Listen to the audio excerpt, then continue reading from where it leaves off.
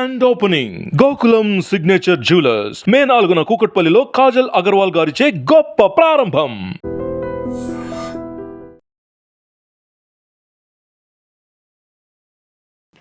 నమస్కారం, welcome to I dream. నేను మీ విజిత. అందరికీ కథలు అనగానే గుర్తొచ్చేది పేదరాశి పెద్దమ్మ కథలు. అసలు ఏంటి ఈ పేదరాశి పెద్దమ్మ ఎవరు? మనందరికీ కథలు చెప్పడం కోసమే అలా ఒక పెద్దమ్మ అని చెప్పి సృష్టించారా, లేకపోతే నిజంగా దీని వెనకాల ఏదైనా రీజన్ ఉందా? దీనికి సంబంధించిన విషయాలన్నీ ఇప్పుడు మనం మాట్లాడబోతున్నాము ఉషా కస్తూరి గారితో. ఇప్పుడు మరి ఇంకెందుకండి ఆలస్యం, అమ్మతో మాట్లాడేసి మరిన్ని విషయాలు దీనికి సంబంధించి తెలుసుకునే ప్రయత్నం చేద్దాం. అమ్మ నమస్తే. నమస్తే అమ్మ చెప్పండి. నాకైతే చాలా ఏమంటారు, ఎగ్జైటింగ్గా ఉంది. ఎప్పుడు వినాలి, ఎప్పుడు తెలుసుకోవాలి, అసలు ఏంటి పేదరాశి పెద్దమ్మ కథలు అనగానే చాలా లిస్టే వచ్చేస్తుంది. మనం యూట్యూబ్లో సెర్చ్ చేసినా ఎక్కడ చేసినా కూడా. అసలు ఎవరు ఈ పేదరాశి పెద్దమ్మ ఎవరు? ఎందుకని పర్టికులర్గా ఈ పేరుతోటే ఈ కథలన్నీ డిజైన్ చేయబడి ఉన్నాయి? ఈ కథలు వింటే మనం ఎన్నెన్నో నేర్చుకుంటాము. నీతి దాంట్లో మనం అంటే వెంటనే ఏదైనా జరిగినప్పుడు ఒకదాని నుంచి ఒక సిచ్యువేషన్ ఎలా హ్యాండిల్ చేయొచ్చు, రకరకాలుగా తీసుకోవచ్చు ఈ కథల్లోంచి మనం. ఒక్కసారి వాటి గురించి తెలియజేయండి అమ్మ. అసలు ఈ పేదరాశి పెద్దమ్మ ఎవరు? పేరే లేదు చూడు, అది పేరే కాదు. అవును, పేద రాశి. ఆవిడ చాలా బీదది. ఆవిడ పెద్దమ్మ, అందరికీ పెద్దమ్మే. అలా అన్నమాట. ఓకే. ఎలా అంటే ఆవిడ ఇప్పుడు మనకి బోళ్ళని హోటల్స్ వచ్చేసాయి. మనం ఒక ఊరి నుంచి ఇంకో ఊరికి వెళ్ళేటప్పుడు స్టే చేయడానికి అవకాశాలు చాలా ఉన్నాయి. అవును. పూర్వకాలంలో ఇవేమీ లేవు కదా. అవును. ఊరు లోపల ఉంటే వాళ్ళ చుట్టాల ఇళ్ళకి ఉండి ఏదో చేసేవాళ్ళు, వాళ్ళ ఇంట్లో ఉండి వాళ్ళ పనులు చూసుకొని వెళ్ళిపోయేవాళ్ళు.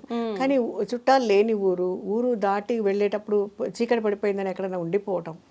అలా ఉన్నప్పుడు ఆ ఊరు చివర ఈ పేదరాశి పెద్దమ్మ అని ఒక పెద్ద ఆవిడ పూటకుళ్ళమ్మ అంటారు. పూటకుళ్ళమ్మ అంటే వాళ్ళకి భోజనం పెట్టేది. వాళ్ళు అక్కడ భోజనం చేసి విశ్రాంతి తీసుకొని భోజనం టైం అయితే భోజనం చేసి వెళ్ళిపోయేవాళ్ళు, లేదా రాత్రి అయిపోతే అక్కడ ఉండిపోయేవాళ్ళు. సో తిని ఏదో వాళ్ళకి తోచింది తృణమో పణమో ఇచ్చేవాళ్ళు. ఆవిడ ఇంత డబ్బులు ఇస్తావని ఎప్పుడు అడగలేదు పాపం. కాకపోతే ఉన్నదేదో అందరికీ కడుపు నిండా ఆప్యాయంగా వండి పెట్టేది. సో ఆవిడ పేదరాశి పెద్దమ్మ అన్నమాట. అంటే అదే మన అందరి కడుపు పెద్దమ్మ అయింది ఆవిడ.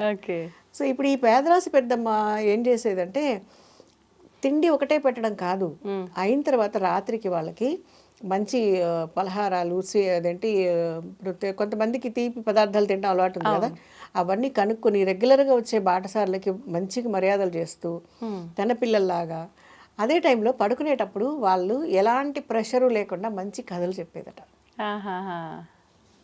ప్రశాంతంగా నిద్రపోవడం. మరి అప్పుడు టీవీలు అవి ఏం లేవు కదా, ఎంటర్టైన్మెంట్ కాలక్షేపం పోయేది. పైగా ఆవిడ ఒప్పుకునేది కాదు, ఊరికే కథ చెప్తుంటే ఊ కొట్టాలి. అంటే అంటే ఏంటి చెప్పాలని ఇంట్రెస్ట్ ఉంటుంది కదా. అవును, వాళ్ళు వింటున్నారా లేదని తెలియాలి కదా. ఇప్పుడు కూడా చూడు, మనం ఎవరికైనా ఫోన్ చేసాము, మాట్లాడుతున్నాము, అక్కడి నుంచి అక్కడ ఏంటి సౌండ్ ఏం రెస్పాండ్ లేకపోతే వినిపిస్తుందా ఉన్నావా లైన్ లో అడుగుతాం కదా. అవును అవును. అంటే ఊ కొట్టడం అన్నది చెప్పు, అవునా ఇలా అయిందా, ఏదో ఒక రెస్పాన్స్ వస్తుంది కదా. అది లేదంటే అవును, అంటే ఎవరికి చెప్తాము అసలు? మాట్లాడే వాళ్ళ మీద రెస్పెక్ట్ లేదనా, లేకపోతే ఏదో సోచ్ చెప్తున్నారని వింటామా? మన ఫోన్లోనే కాదు, ఇప్పుడు పక్కన ఉన్న వాళ్ళతో ఎవరితోనే మాట్లాడుతున్నాము, వాళ్ళది ఏదో ఒక ఎక్స్ప్రెషన్ ఉండాలి కదా. అయ్యో అలా అయిందా, అదేదో సంబంధం లేకుండా స్పందన లేకుండా వింటుంటే ఇప్పుడు ఈ మెడల్స్కి కుర్చీకి ఆ కెమెరాలకి గోడలకి చెప్పినట్టే ఎందుకమ్మా ఎక్కడికి. ఇప్పుడు మన ఇద్దరినే తీసుకోండి, మీరు చెప్తున్నారు, నేను వినకుండా నా పాటికి నేను దిక్కులు చూస్తే మీకు చెప్పాలనిపిస్తుందా కదా. ఇదే ఉదాహరణ. చాలా మంది ఇలా కూడా ఉన్నారు. ఇప్పుడు ఫోన్లో కూడా మనం మాట్లాడేటప్పుడు రెస్పాండ్ అవ్వరు సరిగ్గా, వింటున్నారంటే వాళ్ళ అవసరం వింటున్నారు. అండ్ సెకండ్ థింగ్, నేను అంటే మనం వర్క్ చేసే ప్లేస్లో కూడా కొంతమంది ఇలాంటి వాళ్ళు కూడా ఉన్నారు. మన పాటికి ఏదో క్వశ్చన్ వేస్తారు, they don't wait for the answer అనమాట. కాబట్టి గమనించి ఈసారి అబ్జర్వ్ చేయి. ప్రశ్న అడుగుతారు ఒకటి క్యూరియస్గా, కానీ సమాధానం వాళ్ళకి అవసరం లేదు. ప్రశ్న అడగటం వరకే వాళ్ళ పని అయిపోయింది అంతే. అంటే ఏదో ఒక ఎక్స్ప్లెనేషన్. సపోజ్ నువ్వు నిన్న ఎందుకు రాలేదు నాకు క్వశ్చన్ అనుకో, ఎందుకు రాలేదని వాళ్ళు వినాలి కదా. అడిగినప్పుడు వినరు, అడగటం వరకు అయిపోయింది. నువ్వు రాలేదు నేను అడిగాను అంతే. ఇలాంటి వాళ్ళు కూడా ఉంటారు. అంటే అప్పుడు సమాధానం చెప్పే వాళ్ళకి ఎక్స్ప్లెయిన్ చేసే వాళ్ళకి ఎంత కోపం వస్తుంది వినకపోతే. ఆవిడకి కొట్టకపోతే ఆవిడ కోపం వచ్చేది. కొడతారా మరి, వింటారా, అది అయిన తర్వాత క్వశ్చన్స్ కూడా అడిగేది. ఇది కూడా టాస్క్. అంటే ఏంటి, ఎంత శ్రద్ధగా విన్నారు, ఆ కథలోని పాత్రలు సన్నివేశాల గురించి ఏం ఆలోచిస్తున్నారు, అంటే ఏంటి, ఆవిడ ఎదుటి మనిషి తెలివితేటలకి ఐక్యూకి టెస్ట్ పెట్టేది కదా. చూసావా, సింపుల్ గా కానీ దాని వల్ల వాళ్ళకి మేలే జరుగుతుంది కదా. ఎలాంటి సిచ్యువేషన్ అయినా దేనైనా ఫేస్ చేయగలిగిన ధైర్యం వస్తుంది కదా. అవును. సో అది పేదరాశి పెద్దమ్మ పాత్ర యొక్క ఘనత. అంతేకాకుండా రాజ్యంలోని విషయాలు కూడా ఆవిడకి తెలిసేవి. ఎక్కడ ఏం జరుగుతోంది, రాజ్యం గురించి ప్రజలు ఏమనుకుంటున్నారు, ఆ రాజ్యంలో పరిపాలన గురించి ప్రజలు ఏమనుకుంటున్నారు అనేది కూడా ఆవిడకి తెలిసేది. అంటే రకరకాలు, ఇప్పుడు ఇంకొక పొరుగు రాజ్యం నుంచి ఇక్కడికి వచ్చేవాళ్ళు ఉంటారు, ఇక్కడ వాళ్ళు పొరుగు రాజ్యానికి వెళ్ళే వాళ్ళు ఉంటారు. ఈ రెండు మాట్లాడుకునేటప్పుడు సంబంధం మరి అప్పట్లో కమ్యూనికేషన్ ఏం లేదు కదా. అవును, వీళ్ళు మాట్లాడుకునేటప్పుడు ఏ రాజుతోటి సంబంధంతో సత్సంబంధాలతో ఉన్నాడు, లేకపోతే ఏ రాజ్యంలో ఏ రాజు పరిపాలనలో ప్రజలు సుఖపడుతున్నారా అవస్థలు పడుతున్నారా అన్న ప్రతి విషయం ఆవిడకి తెలిసేది. అంటే ఈ వస్తూ పోతూ ఉండే వాళ్ళతో ఈమె చెప్పేది చెప్తూ వాళ్ళ దగ్గర నుంచి సమాచారం కూడా సేకరించేది. అలా కాకుండా వాళ్ళు తింటూ మాట్లాడుకుంటూ ఉంటారు. అవును అవును. అవన్నీ అంటే ఏంటి, షీఈ్ ఎ గుడ్ అబ్జర్వర్ అన్నమాట. అవును, అర్థమైందా. ఆవిడ ఒక మంచి అబ్జర్వేషన్ అనమాట. ఈ రాజ్యంలో ఇలాంటి కష్టాలు ఉన్నాయి, ఈ రాజ్యంలో ప్రజలు ఇలాంటి పనులు చేస్తున్నారు, లేదా ఆ వచ్చిన వాళ్ళు ఇక్కడికి ఎంత న్యాయమైన పని మీద వచ్చారు, ఏం అన్యాయం చేయబోతున్నారు ఎవరికైనా. అంటే దీన్ని బట్టి మనం ఒకటి నేర్చుకోవచ్చు కదమ్మా, ఎదుటి వాళ్ళని అంచనా వేయగలిగే ఒక ఆలోచన మనకు వస్తుంది. ఇది ఇక్కడ శ్రద్ధగా వింటేనే కదా వస్తుంది. అవును అవును. ఇప్పుడు అంటే లిజనింగ్ స్కిల్స్, ఇప్పుడు వినడం ఎంత ఇంపార్టెంట్ అర్థమైందా. అవును. వినడం ఒకటే కాదు, దాని గురించి ఆలోచించడం. ఏదో విన్నామంటే రోడ్లో వెళ్తుంటే మైకులో ఏదో వినిపిస్తూ ఉంటుంది కాదు, దాని గురించి ఆలోచించాలి కదా. ఆ టైప్లో అంటే ఎంత తెలివైందో ఆలోచించే ఆ పాత్ర. అవును. అలాగే ఇంకొకటి చాలా ఇంపార్టెంట్ వన్, రాజుగారు కూడా మారువేషాల్లో వచ్చినప్పుడు, అంటే ఆయనకి అనుకూలంగా ఉన్న పెద్దమ్మ రాజుగారు మారువేషాలు, అంటే ఎవరికి తెలియకుండా మారువేషాలు ఆయన తిరుగుతూ రాజ్యం గురించి తెలుసుకునేవాళ్ళు. రాజులు పరిపాలన ఎలా ఉంది, ప్రజలు ఏమనుకుంటున్నారు, ఏమైనా తేడాలు దొరుకుతున్నాయా అన్న విషయాన్ని ఆ రోజుల్లో రాజుల దగ్గర తెలుసుకునేవాళ్ళు. అలా వచ్చినప్పుడు రాజుగారు ఆవిడని అడిగి ప్రజలు ఏమనుకుంటారని ఆవిడ ద్వారా తెలుసుకునేవాడు. అలాగే ఆవిడ మిగిలిన వాళ్ళతో మాట్లాడుతున్నప్పుడు ఆయన కూడా ఒక సాధారణ పౌరుడిలాగా ప్రజాభిప్రాయాన్ని తెలుసుకునేవాడు.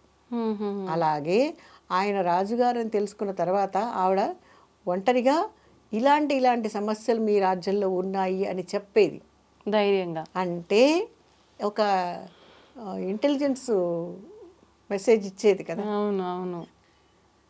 ఒక హెచ్చరిక చేసేది, ఇలాంటి సమస్యలు ఉన్నాయి, నీ రాజ్యం మీద పక్క రాజ్యంలో ఇలా అనుకుంటున్నారు, లేదా మీ రాజ్యంలో ప్రజలు మీ గురించి ఇలాంటి అభిప్రాయంలో ఉన్నారు, లేదా వాళ్ళకి ఏమన్నా సమాచారం అందజేస్తున్నారా అనే ఒక బ్యూటిఫుల్ సమాచారాన్ని కూడా ఆవిడ అందజేసేది. సో పేదరాశి పెద్దమ్మ, ఆ పెద్దమ్మ పాత్ర అంతది. అందుకని ఆవిడ చెప్పే కథలు అన్నిటిలోనూ కూడా ఒక ఆలోచింపజేసే విషయాలు ఉండేవన్నమాట. ఆవిడ బాటసారులకు చెప్పే కథలన్నీ కూడా కొన్ని రాజ్యాల్లో ఉండే సమస్యలకి పరిష్కారం ఇచ్చే కథలు కూడా చెప్పేది. ఓ, అంటే ఈమె ఎంత మెచ్యూర్గా ఉండేదో, ఎంత తెలివైంది ఆలోచించు.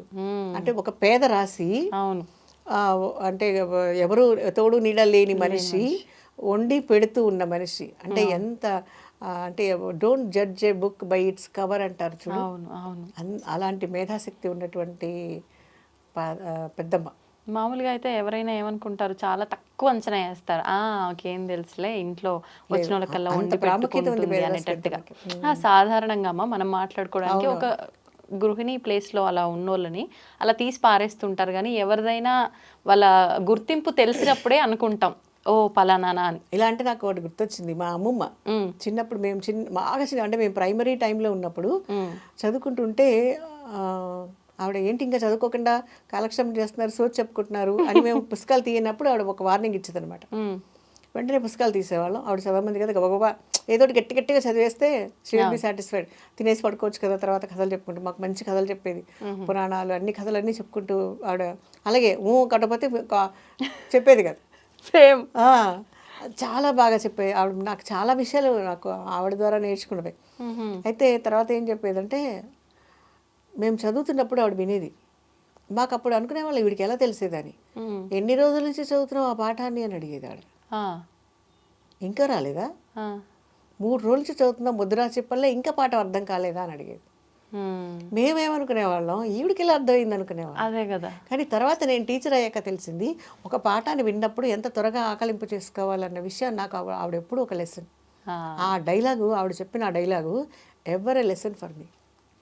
అంటే ఎన్నిసార్లు చదువుతున్నాం అన్నది కాదు, మనం ఎంత అర్థం చేసుకొని చదువుతున్నాం. ఆవిడ ఒప్పుకునేది కాదు, 3వ రోజు ఆ పాఠం చదివితే ఇంకా అర్థం కాలేదు ఆ లెసన్ నీకు, ఇంకా అదే చదువుతున్నావా అని అడిగేది. మేము నవ్వుకునే వాళ్ళం, ఈవిడికి ఎలా అర్థమైంది ఈ పాఠం అని. అదే అంటే ఎంత అబ్జర్వేషన్ స్కిల్స్ కదా అవి. అవును అవును, ఎంత అబ్జర్వేషన్ స్కిల్స్ అంటే ఒక మనిషి తెలివితేటల అంచనా వేయటానికి ఎవరి మేధాశక్తి సరిపోదు. ప్రతి మనిషిలోనూ అంత మేధాశక్తి ఉంటుంది, కాకపోతే అది ఉపయోగకరంగా ఉండేది, సమాజానికి ఉపయోగపడేదిగా ఉంటే కనుక సొసైటీ బాగుపడుతుంది. మరి చాలా క్రిమినల్స్ కూడా మనం ఆలోచిస్తే చాలా తెలివిగా ఆలోచించారు వాళ్ళు. వాళ్ళు క్రైమ్ చేయడానికి కూడా చాలా కష్టపడి ఆలోచించాలి. కానీ అదే ఒక మంచి ఆలోచిస్తే ఎంత బాగుంటుందో, సమాజం బాగుపడుతుంది కదా. అవును, ఆ మంచి ఆలోచించాలనే ఆలోచన వాళ్ళకి రాదు. అదే వాళ్ళు పెరిగిన వాతావరణం, వాళ్ళ పరిస్థితులు, వాళ్ళని ప్రోత్సహించిన స్నేహితులు, ఇవన్నీ కూడా కారణమే వాళ్ళకి. ఓకే ఓకే, సంతోషం అమ్మ. మొత్తానికి పేదరాశి పెద్దమ్మ ఎవరు అనే ఆ చిన్న దాన్ని బయటికి తీసుకొచ్చారు. మొత్తానికి హ్యాపీ. మనం ఆ కథల గురించి కూడా మాట్లాడుకుంటూ ఎక్స్ప్లెయిన్ చేస్తే ఇంకా బాగుంటుందేమో. మరొక ఎపిసోడ్లో మనం ఆ ప్రయత్నం చేద్దామమ్మా. థ్యాంక్ యూ అమ్మా, థ్యాంక్ యూ వెరీ మచ్. తవ్వండి, తవ్వుతూనే శివలింగం సరే దాన్ని అట్లా కప్పేసేయండి, చూపించదండి. Krishna is there. మూర్తి పూజ కాదు, సాక్షాత్ బ్రజేంద్ర నందన భగవాన్ ఉన్నారు మూర్తిలో. ఏమీ ఆశించకుండా ఆరాధించే వాళ్ళు కూడా ఉన్నారా ప్రభుజీ? నిజమైన భక్తి